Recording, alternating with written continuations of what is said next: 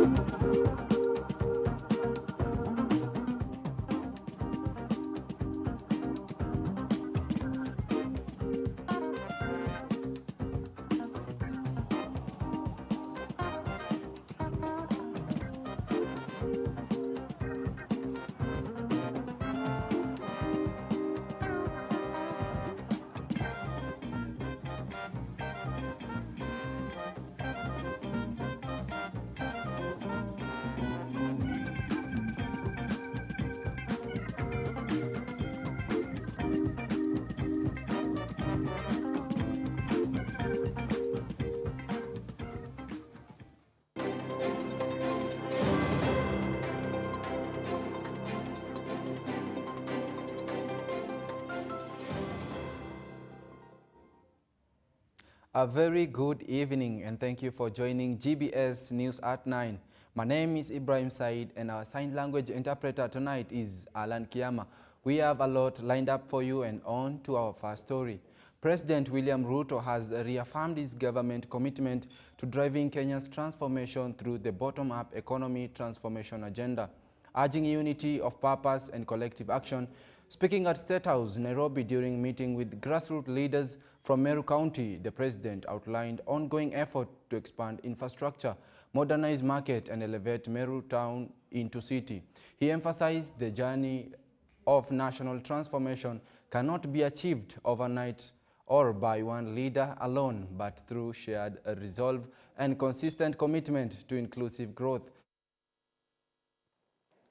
Tulikubaliana wakati huo ya kwamba tunataka turekebishe uchumi ya Kenya.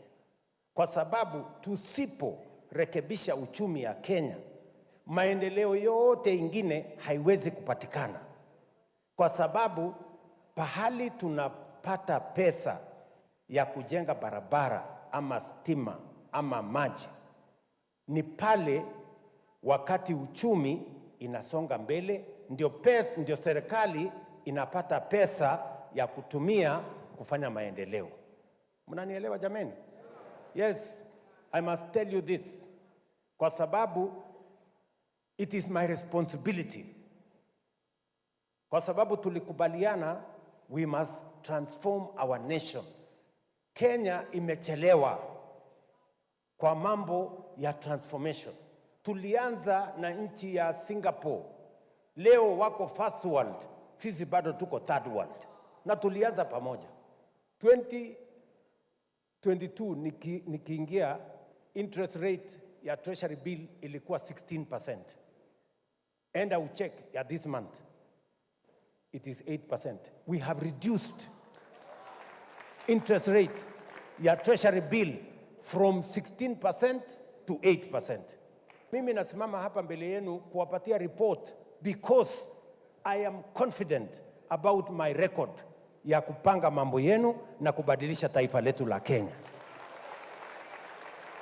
Na sisemi imekuwa rahisi. Hapana. Na mimi sikukuwa natarajia ikuwe rahisi. Harambee. Harambee. Ate mmesemaje?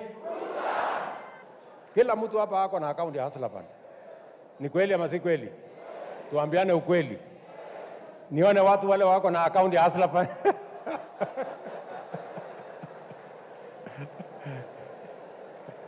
Sindio?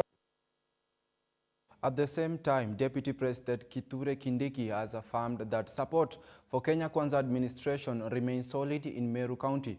Addressing leaders and President, the DP emphasized the region stands firmly behind President William Ruto's government pledge continued collaboration to drive development and deliver on promises of the bottom-up economy transformation agenda.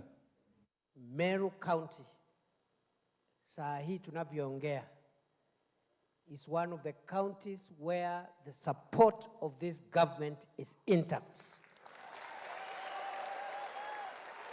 Kama kuna mtu anataka kudhibitisha, akuje pale ground Meru, the support of the Meru people to this administration is intact. Na bado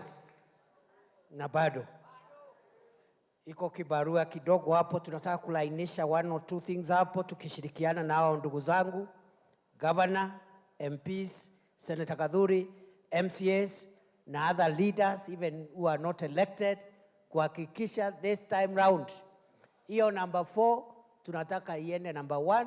Kiambu can come later. Si Kiambu wanaweza kutufuata hata saa hii, si hata tuwashinde saa hii, hata sisi tukae kama hao.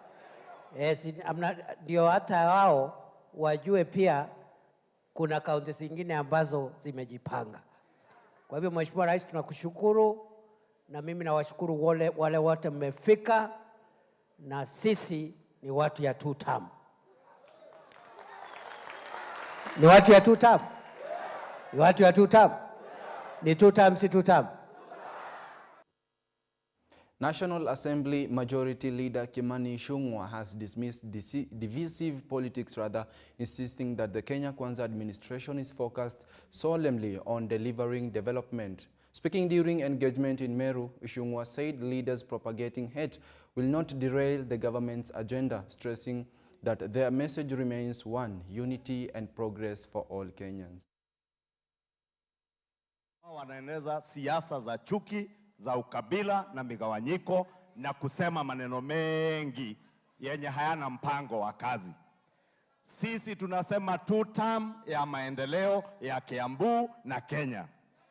Na vile nimesikiza gavana wenyu pia, nimesikia akisema mmekuja kushukuru, hata kama hapo mwisho mko na maombi kidogo. Wakati tulikuwa hapa juzi pia, tulisema kwa wingi wa kura tulizo nazo na ambazo tulikupea kama watu wa Kiambu, tumeamua kuwa tutapigia maendeleo ambayo tunapata kura, vile nimesikia Wameru wanasema hapa.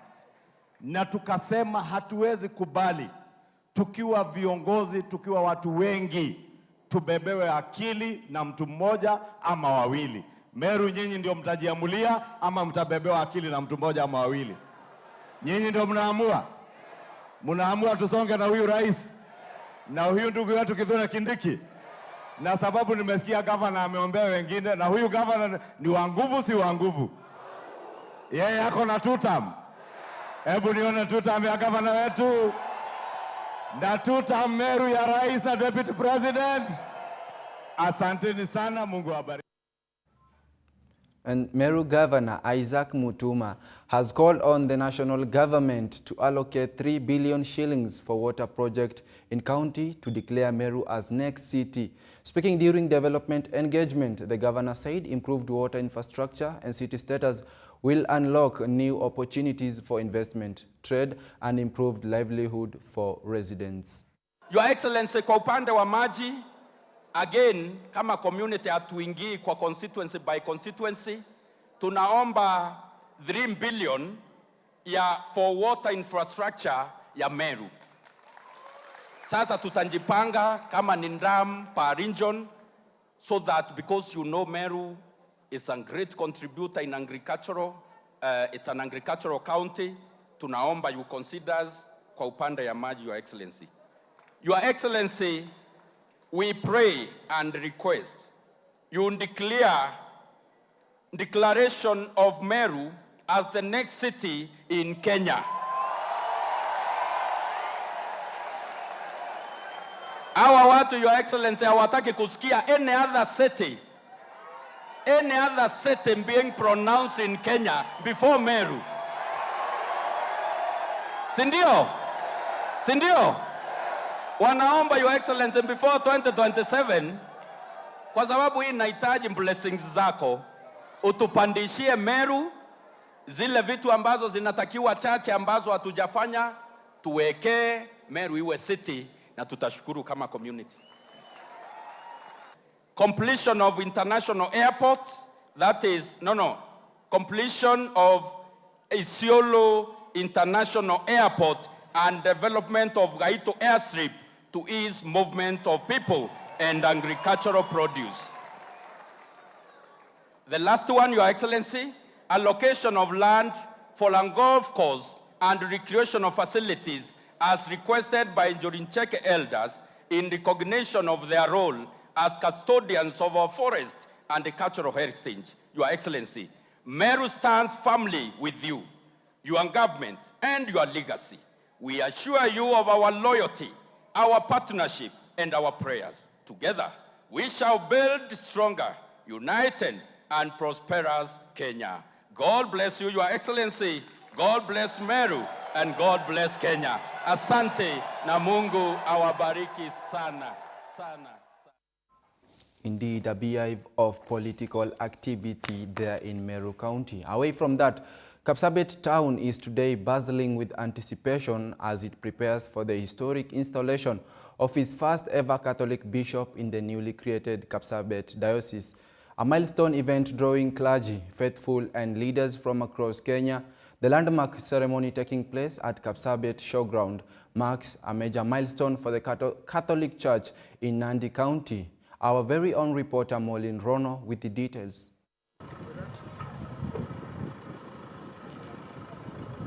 The Catholic Church has seen steady growth in Nandi County over the past decade, prompting for a diocese that could bring pastoral care closer to the faithful. The Vatican had earlier this year announced the creation of the Kapsabet diocese, carved out of the larger Eldoret diocese, to bring church leadership closer to the community in Nandi County. The decision followed years of consultations, assessments, and a push by local faithful seeking better pastoral outreach. Tunashukuru Mwenyezi Mungu kwa baraka ya jimbo. Tunashukuru pia Baba Mtakatifu kwa kuona ya kwamba ni vizuri tuwe na jimbo mpya kutoka jimbo la Eldoret. Na ni baraka kubwa kwa wakaaji wa sehemu hii, sehemu za Nandi, na pia kwa jimbo la Eldoret, kwa sababu Wakristo wetu tangu zamani wamekuwa wakiomba kwamba tukue na jimbo katika sehemu hii ili huduma ya kanisa ipate kuwafikia watu ambao wanatoka mbali. Catholicism has deep roots in the region, with mission stations established as early as mid-20th century. However, the growth of congregations and the need for localized church governance prompted the Catholic hierarchy to approve the new diocese, making this installation a moment of spiritual and cultural pride for the region. Tunajua kwamba watu wetu pia wataanza kupata amani, kwa sababu tunajua kwamba wito wetu sana ni kuombea amani, hasa katika sehemu za Elgeyo Marakwet, kwa sababu tunajua jina lingine pia ya amani ni maendeleo, na maendeleo ni amani. Bila amani hatuna maendeleo. Kwa hivyo ni furaha kwa sababu jimbo inapokatwa tunakaribia watu wetu vizuri, na hasa kwa mambo ya amani na mambo pia ya Ukristo. Ni amani, na amani haiwezi kupatikana uhakikishe kwamba viongozi wa dini ndio wenye kusimamisha amani katika dunia. Hakuna mtu mwingine anaweza kusimamisha amani duniani isipokuwa ni viongozi wa dini peke yao. Hao ndio wanaweza kuleta mawiano katika jamii, na hao ndio wanaweza kuleta mawiano katika nchi zote. The new bishop is expected to steer pastoral initiatives, strengthen faith-based education, and oversee church-led development projects, marking a new chapter for the Catholic faithful in Kapsabet and beyond. Molin Rono, GBS News. Energy and Petroleum Cabinet Secretary Opiyo Wandayi has revealed that the government spent more than 1.7 billion shillings on rural electrification project in Siaya County during the last financial year. Speaking while launching new project in Ugenya and Ugunja constituencies, Wandayi said over 15,000 households are said to benefit with 2,500 connections in Ugenya alone in the current phase. The CS urged residents to safeguard infrastructure from vandals and rallied support for President William Ruto's administration, emphasizing equitable development for all regions. Rais William Samoei Ruto ndiye rais wa kwanza wa Jamhuri ya Kenya ambaye ametambua ya kwamba hii nchi ya Kenya ikisonga mbele lazima isonge mbele pamoja, bila kuacha sehemu yoyote nyuma hata kidogo. Yeye ndiye mheshimiwa rais wa kwanza kukumbuka watu wa eneo hili ya Ugenya, wa eneo hili ya Siaya na wa eneo hili ya Nyanza. Amesema ya kwamba hii nchi ya Kenya itasonga tu mbele kama kila Mkenya anahisi kama yeye ni Mkenya. Na yeye ndiye rais wa kwanza kuamua ya kwamba ugawaji wa rasilimali ya nchi, ugawaji wa pesa za nchi lazima ifanyike kwa njia sawa. Na hiyo ndio sababu watu wengine wanamchukia. Sisi wananchi wa Ugenya na Wasiaya tunamchukia au tunampenda? Kwa sababu yeye ametukumbuka sisi kama wananchi kamili. Mheshimiwa Rais na serikali yake iliweka pesa taslimu shilingi 1.7 bilioni katika hii kaunti ya Siaya kwa mambo ya usambazaji wa nguvu ya umeme. Ugenya ikapata karibu shilingi milioni 207. Kwa hivyo hii kaunti ya Siaya tutaunganisha household karibu 15,000 kwa stima na Ugenya 2,500. Na hiyo ni pesa za msimu uliopita. Msimu huu vile vile tumeweka pesa zingine kupitia kwa ukarimu wa Mheshimiwa Rais William. After that story, we'll be taking a short break, but remember we have a live Senate plenary which is ongoing in attempt to impeach the governor of Kericho County. Keep your feedback streaming into our social media platform at GBS TV Africa. The SMS line is 21144. We'll be right back. Confidence and body image. Confidence and body image is what we'll be talking about today.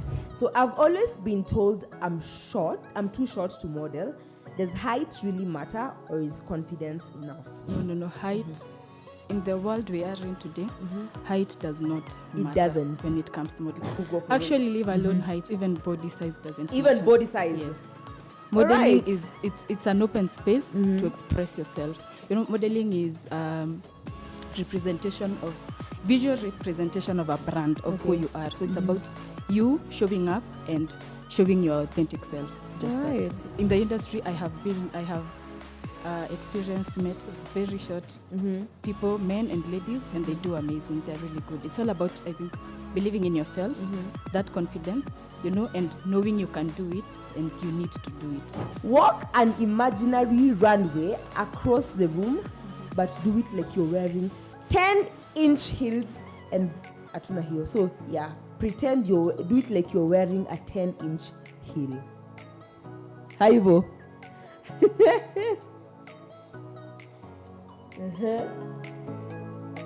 Tuende kazi. Haya, makofi kwake.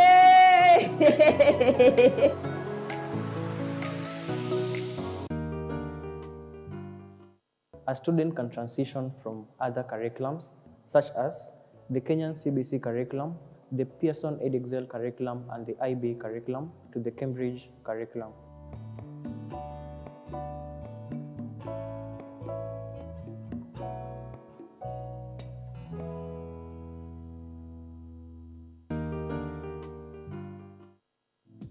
Today, it's that day that I would like us just to have that conversation on monthly matters. Let's talk of Mama Fua, who like akifanya shughuli zake hapa kule has more or less that amount. Yeah, so on that part, I would say this. When you are doing your savings, we normally talk about having 3 buckets. So we will just talk about income, budgeting, saving, and investment. Those are the 4 areas we will look at. Happened to those like me who are planning to retire early. We are basically looking at our incomes. We also talk about savings and investment. So those are the 3. I will not add the 4th one, which we all shy of talking about. So I would say it's not how much I am earning, but it is how much I set aside. So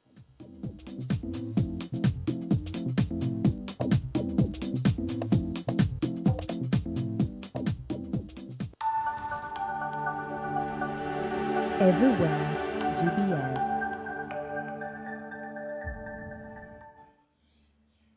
Welcome back and thank you for keeping it locked here at GBS TV.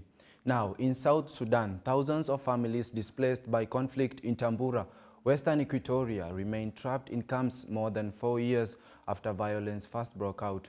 Women, in particular, say they are carrying the heaviest burden, struggling to keep their families safe and fed as insecurity persists. Our reporter Susan Nganga has more. Since violence erupted in Tambura, Western Equatoria, in 2021, thousands of families have been forced to flee their homes. Today, they remain in displacement camps, trapped by insecurity and political tension. The conflict started. We are not happy as women. Our children are equally not happy.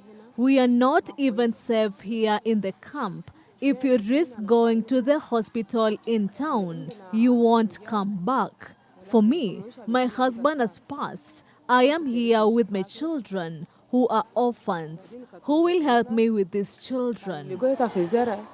For many mothers, survival itself is in doubt. I am here with my 4 daughters. You can see our situation. Our biggest fear is we are not secure. Maybe they will come and bomb us here in this tents. We are staying here with only the favor of God.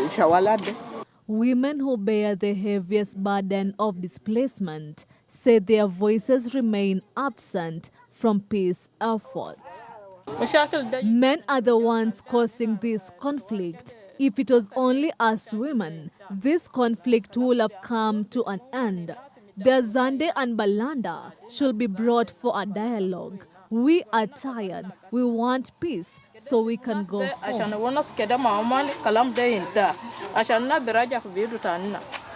To help protect civilians, the United Nations mission in South Sudan established a temporary operating base in Tambura when the fighting began.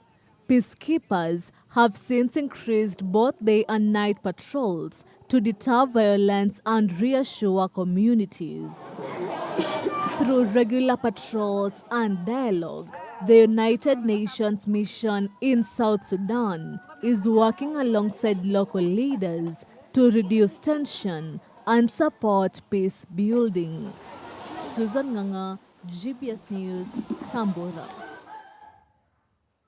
And now, in a more interesting story, is that South Africa is 100 days away from hosting the first ever G20 Leaders Summit on African soil. With most preparatory meeting completed, the focus now shifts to finalizing the summit's agenda, which is centered on solidarity, equality, and sustainability.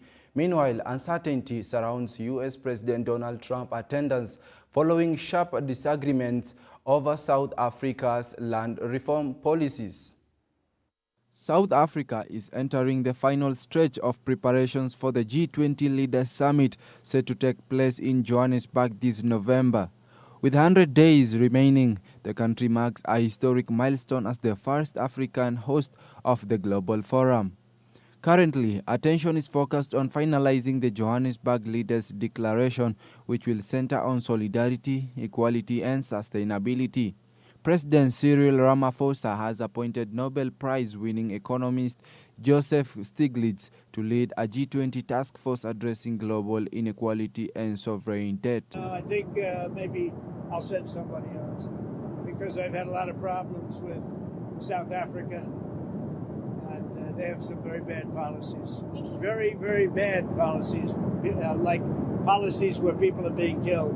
A lot of people are being killed. So I think I probably won't.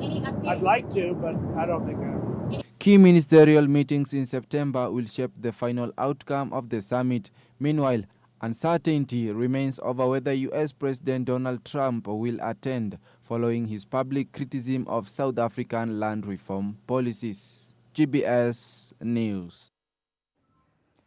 Rwanda reports that the first group of 7 deportees from United States arrived in country in mid-August under an agreement with Washington A government spokesman added that each case was vetted under the bilateral agreement which allows Kigali to review and approve migrants before granting entry. No information was provided about the identities of the deportees, but Yolande Makolo said on Thursday that they have been accommodated by an international organization. They are also being visited by representatives of the International Organization for Migration, as well as Rwandan Social Services. Earlier in August, Kigali said it would accept up to 250 people to be expelled from the United States under President Donald Trump's anti-migrant agenda. Rwanda is one of the 4 African countries that have reached deportation agreement with Washington. The other are Uganda, Eswatini, and South Sudan.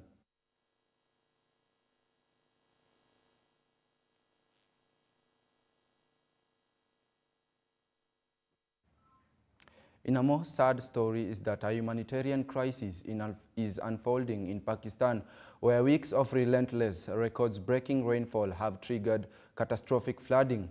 More than 1.2 million people have been forced from their homes as rising water swallow entire communities. The hardest hit area include Punjab province, the country's agricultural heartland, and now more heavy rains threaten southern region. Our reporter Elvis Muyondi has the devastation and growing concerns. Weeks of record-breaking downpours have triggered severe flooding across Pakistan, displacing more than 1.2 million people. Torrents of water have swept through towns and villages, destroying homes, roads, and essential infrastructure, leaving communities stranded and in urgent need of aid. Behind me, you can see the water flooding into our homes. We are on the verge of losing everything, trying to save whatever little we can. We have already lost our livestock, and so far no government official has come to help us. Punjab province, known as Pakistan's breadbasket, has seen some of the worst damage. Floodwaters have ravaged farmlands, wiped out crops, and uprooted entire villages. For many families who rely on agriculture to survive, the destruction means the loss of both their homes and their livelihoods. Our cattle are trapped in the floodwaters, and the available boats are too small to carry them. The government should provide larger boats for their rescue, along with urgent arrangements for villagers' food and basic needs.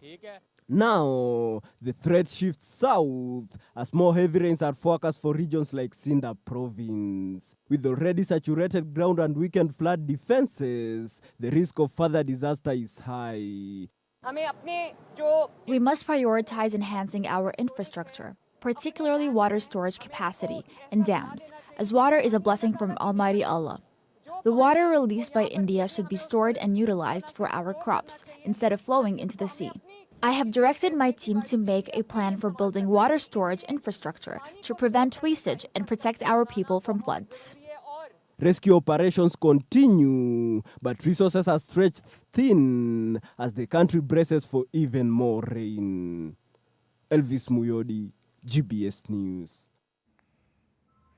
It's time for us to take another short break. Keep your feedback streaming into our social media platform at GBS TV Africa. Our SMS line is 21144. We will be right back.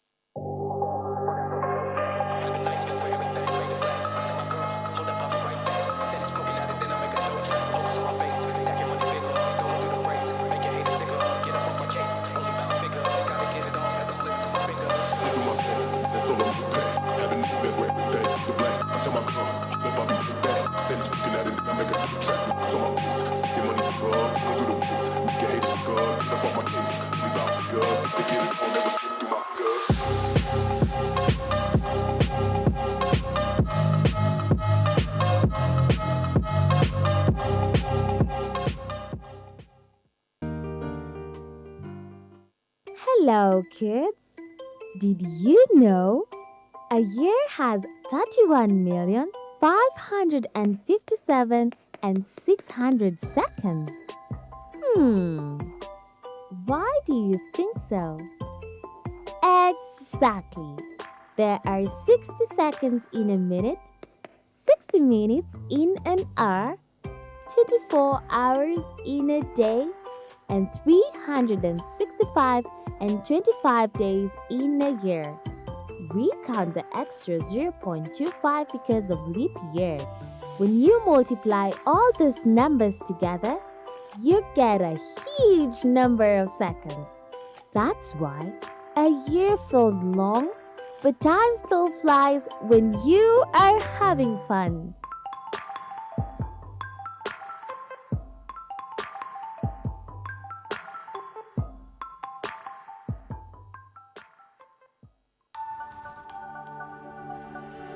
Everywhere, GBS.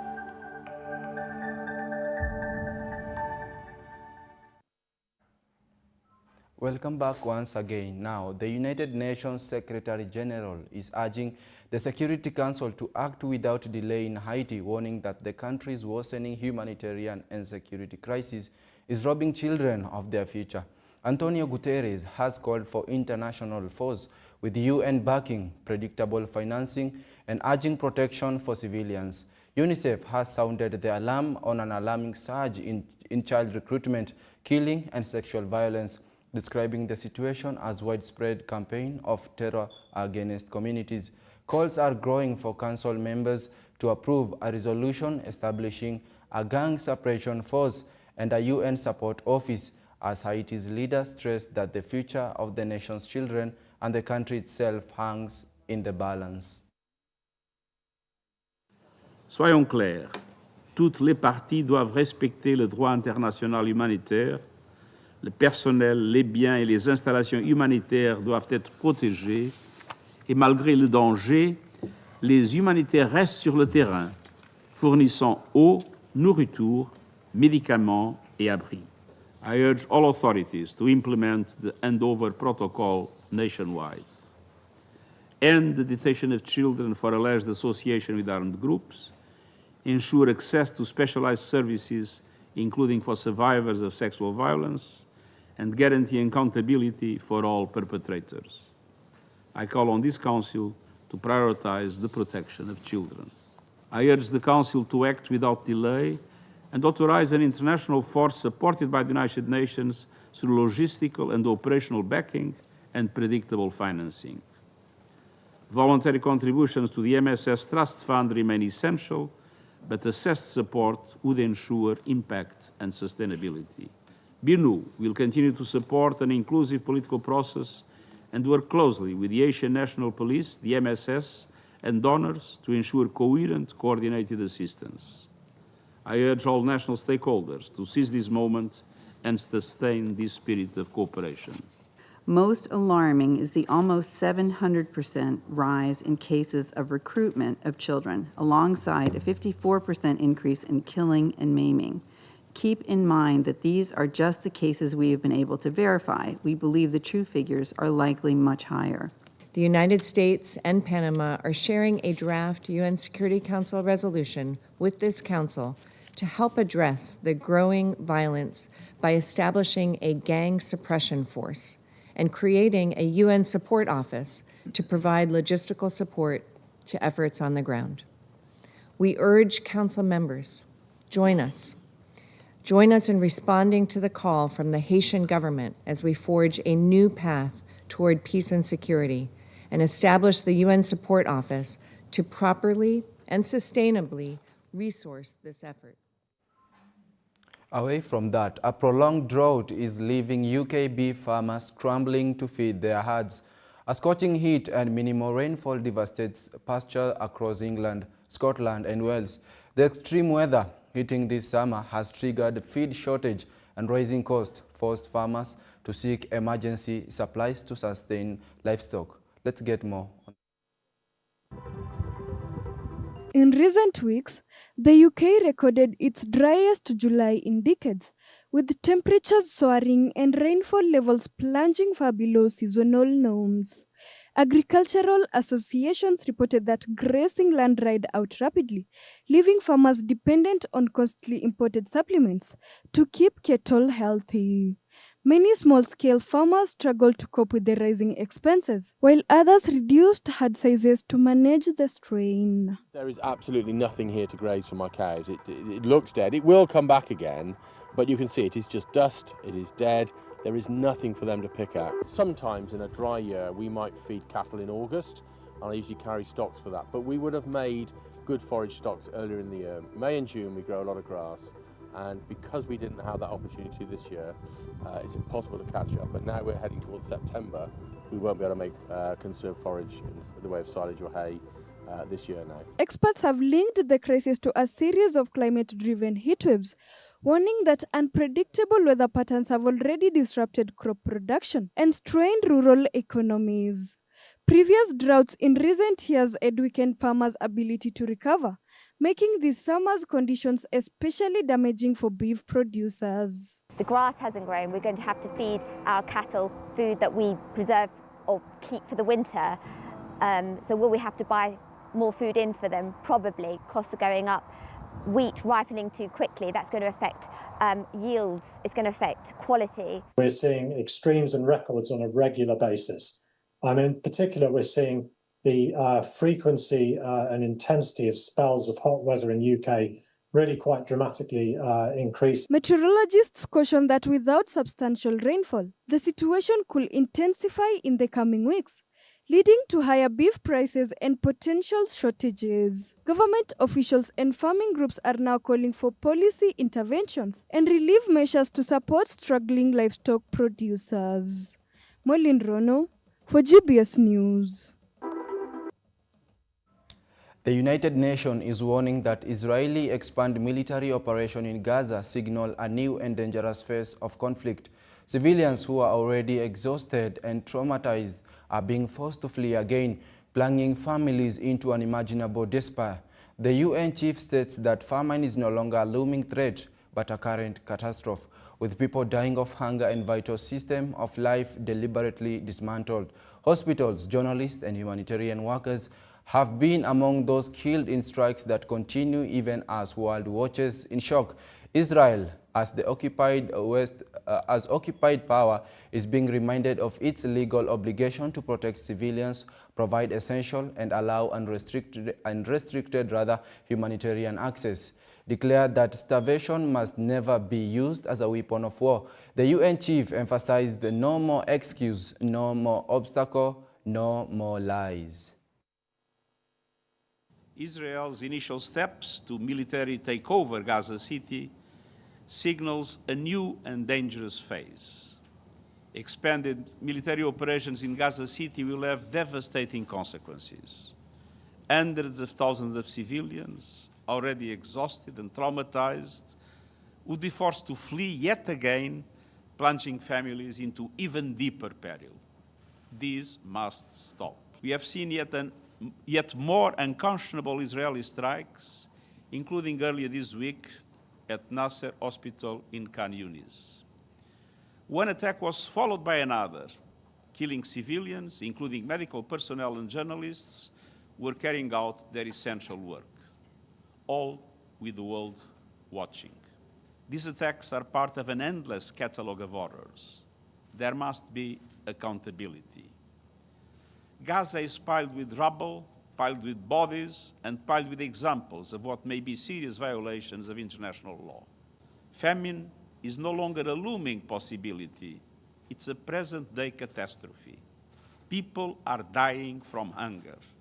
Families are being torn apart by displacement and despair. Pregnant women are facing unimaginable risks. And the systems that sustain life, food, water, health care, have been systematically dismantled. These are the facts on the ground. And they are the result of deliberate decisions that defy basic humanity. Israel, as the occupying power, has clear obligations. It must ensure the provision of food, water, medicine, and other essentials. It must agree to and facilitate far greater humanitarian access. It must protect civilians and civilian infrastructure. And it must end the destruction of that which is indispensable for the survival of the civilian population. The International Court of Justice has given binding provisional measures. And these include the obligation to take all steps to ensure unfettered humanitarian and medical assistance to Palestinians throughout Gaza without delay and in full cooperation with the United Nations. These measures must be implemented fully and immediately. The UN and our partners are doing all we can, often at great personal risk. Indeed, 366 UN personnel have tragically been killed. Day after day, our efforts are being blocked, delayed, and denied. This is unacceptable. In the West Bank, the situation is also profoundly alarming. Military operations, settler violence, demolitions, and discriminatory policies are driving displacement and deepening vulnerability. The relentless expansion of settlements is fracturing communities and cutting off access to vital resources. The recent approval of a plan for the construction of thousands of settlements in the EU area would effectively separate the northern and southern West Bank, an existential threat to the two-state solution. I repeat, the Israeli settlements in the occupied West Bank, including East Jerusalem, have been established and are being maintained in violation of international law. Israel must cease such actions and comply with its obligations. Starvation of the civilian population must never be used as a method of warfare. Civilians must be protected, humanitarian access must be unimpeded. No more excuses, no more obstacles, no more lies. Thank you.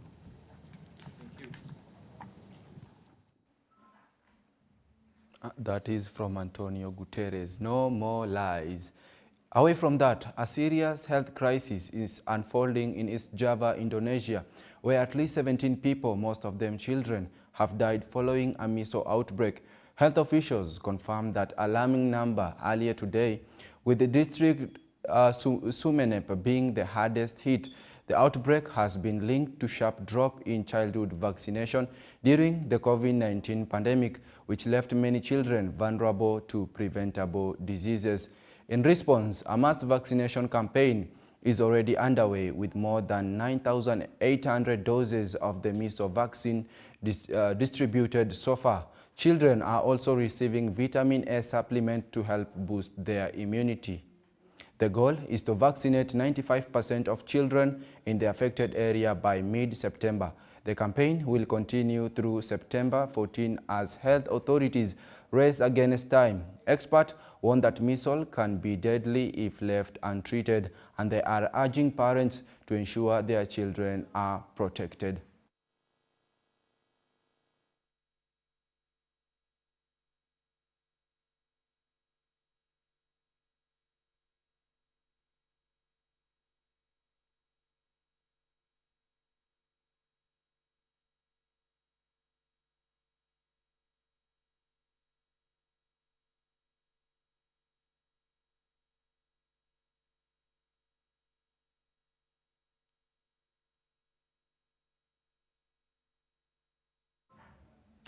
We'll be heading over to your favorite part of the sports news.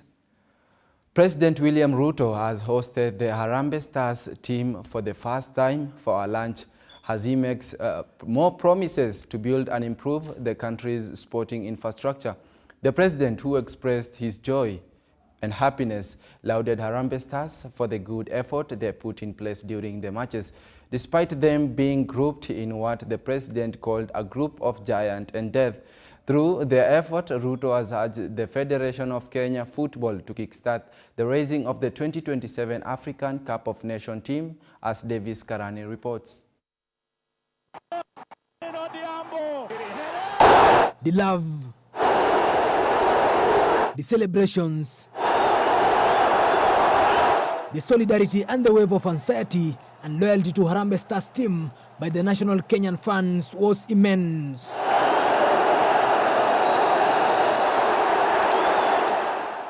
It has been a journey and a battle for the prize, a journey of retaining the Confederation of African Nations Football, also abbreviated as CHAN, which its finals will be held at the Moi Kasarani Sports Complex in Kenya. The Kenya national team has been making headlines for the exemplary results from day one, hence topping in the pool, which President William Ruto referred to as a pool of giants. We are all immensely proud of the performance of the Harambee Stars in this year's CHAN tournament. Before the competition began, few believed we would progress beyond the group stages. We were drawn into what was, and many called, the group of death. Along CHAN giants like Morocco and DRC, nations that between them have lifted the trophy 4 times. It has been a journey and a battle for the prize, a journey of retaining the Confederation of African Nations Football, also abbreviated as CHAN, which its finals will be held at the Moi Kasarani Sports Complex in Kenya.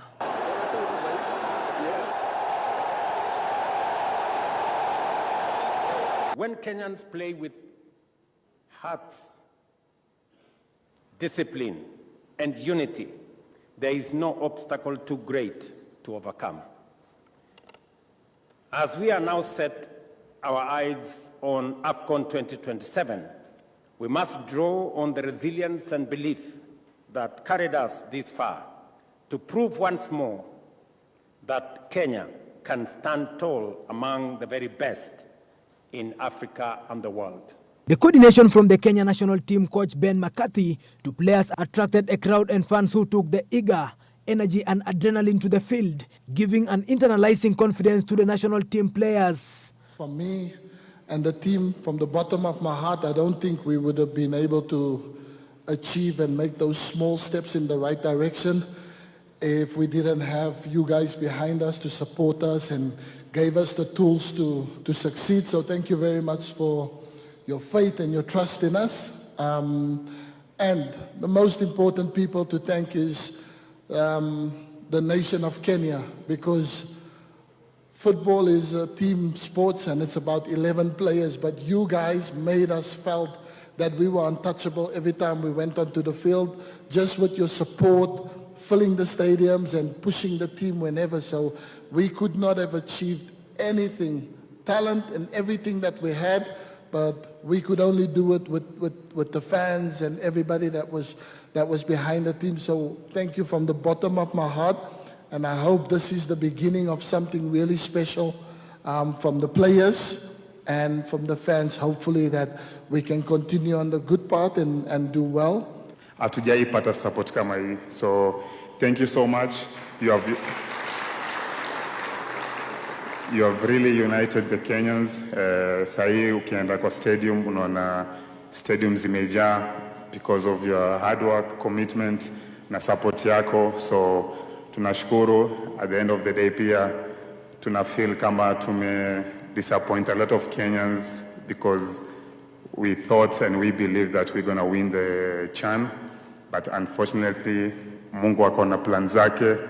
So I just want to take this opportunity to say that we are sorry and we're going to do better. Thank you so much. The Federation of Kenya Football, also abbreviated as FKF, will now be working for the African Cup of Nations 2027, which Kenya will also be co-hosting, with Kenyans having high expectations on Harambee Stars team.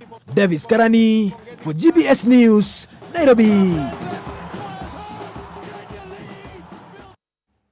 Team Kenya, Harambee Stars. I'm receiving updates that the Senate has taken a break. Remember, there is a plenary hearing of Kericho's Governor Eric Mutai, and the Senate will be back to determine his fate tonight.